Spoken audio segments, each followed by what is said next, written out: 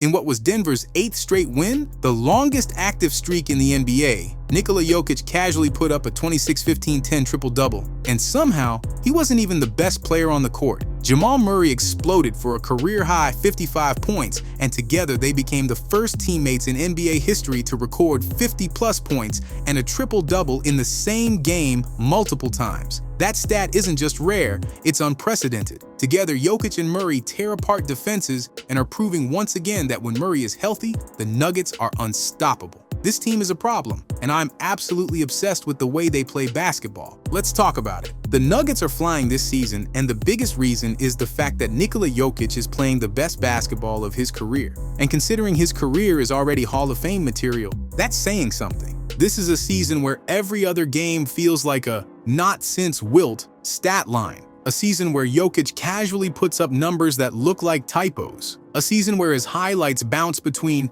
how did he even see that pass? And did he just teleport? On paper, this is an undisputed MVP year, but MVP debates are what they are. Loud, exhausting, and often missing the point. For anyone actually watching the games, the answer is obvious. His last game against the Blazers was another day, another triple-double. His 25th of the season. 26 points, 15 rebounds, 10 assists. Just business as usual. Over his last 20 games, Jokic is averaging 28.4 points, 12 rebounds, 11 assists, and 2 steals a night. That assist number leads the entire NBA, and he's doing it while shooting 60.4% from the field and 38.6% from 3. For the season, he's putting up 29.8 points, 12.6 rebounds, 10.2 assists, and 1.8 steals while shooting 57.7% from the field and 45.0% from deep. All of this from a center. This isn't just an MVP run. This is an all-time season from an all-time player.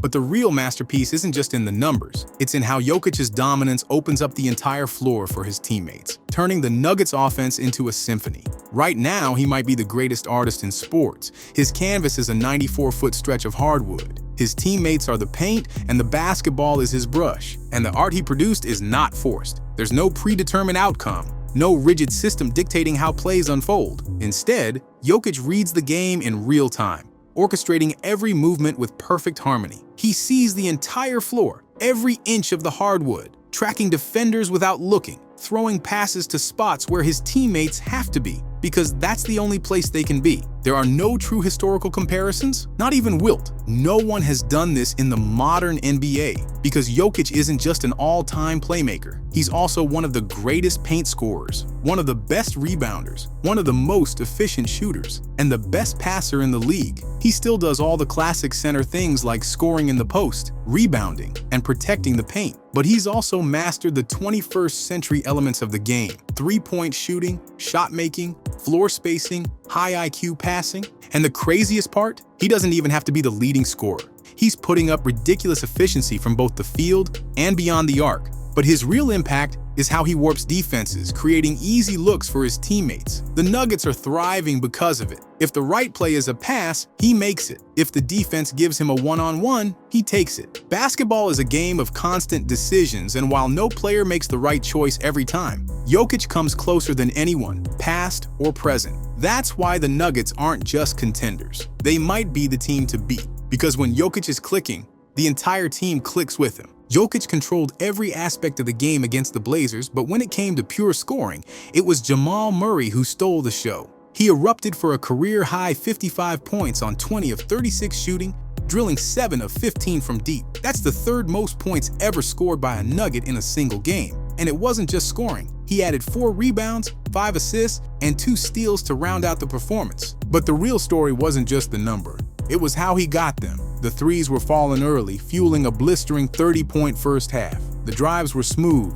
The footwork was pure artistry. This was Murray, who dominated the 2023 finals and made Denver's offense feel unstoppable. After a rough 9-month stretch that included an underwhelming playoff run, a tough showing for Canada at the 2024 Olympics, and a slow start to the season, there were whispers. Was this still the guy Denver had built around? He answered that with authority. The rhythm is back. The aggressiveness never left. When he gets going like this, defenses have no answer. And when both he and Jokic are clicking, the Nuggets look every bit like a team ready to hang another banner. Their chemistry is ridiculous. With Murray exploding for 55 and Jokic racking up another triple-double, they became the first teammates in NBA history to record 50-plus points and a triple-double in the same game multiple times. That stat isn't just rare, it's unprecedented. And that's the blueprint. Jokic, the all-time orchestrator. Murray, the flamethrower. When they play at this level, there's no defense in the league that can stop them. The Nuggets don't just win, they break teams. Jokic is playing like the best player in the world. Murray just dropped a career high, but the rest of the Nuggets are also stepping up in a big way.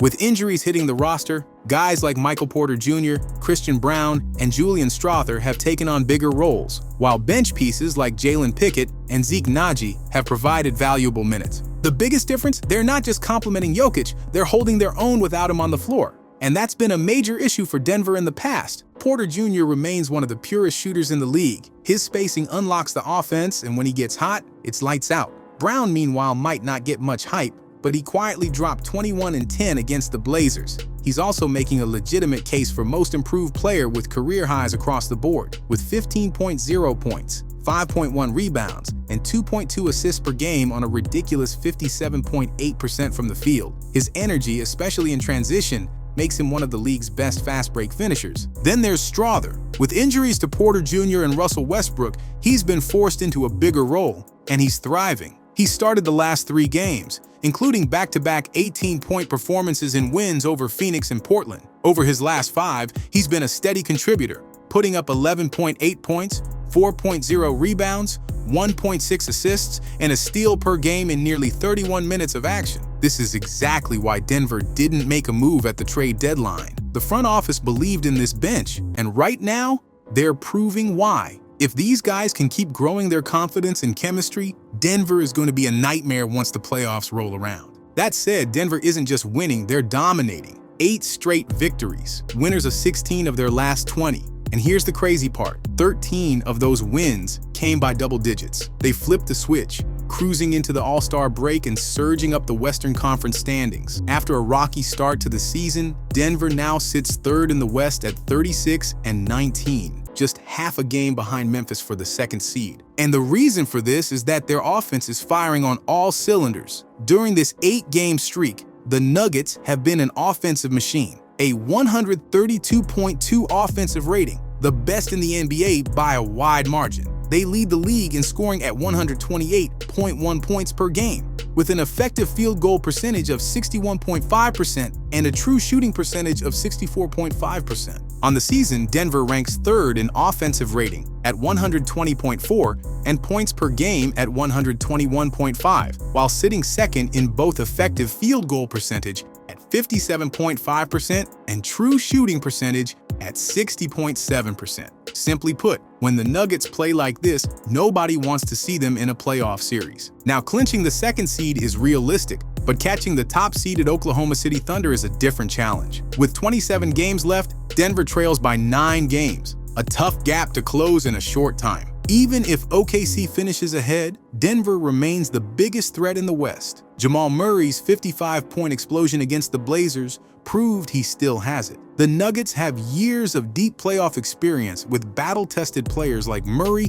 Westbrook, Gordon, and Porter Jr. That experience could be a major factor against a young and relatively untested OKC squad in the postseason. Most importantly, Denver has the best player in the world, 3-time MVP Nikola Jokic. That alone makes them the team to beat in the Western Conference. Are the Nuggets the best team in basketball when fully healthy? Drop your thoughts in the comments. And if you enjoyed this breakdown, don't forget to like, subscribe, and turn on notifications for more NBA deep dives.